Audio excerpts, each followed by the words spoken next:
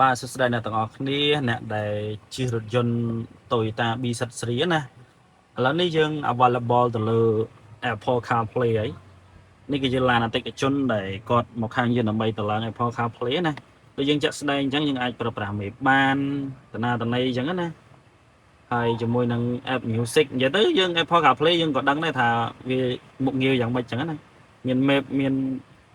Telegram មានអីអញ្ចឹងណាហើយហ្នឹងហើយ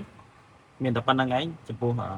Toyota B73 នេះ X ហើយយើងមើលបានទៅនឹងmusic អីចឹងណាហើយចំពោះ app វាដូចអត់មានអីបញ្ហាទេយើងមើលកន្លែងនេះទៅការតឡើងងាយៗគ្រាន់តែចុច Apple CarPlay ហ្នឹងមកហើយយើង connect តាមអ្វីដែលគេ step by step មក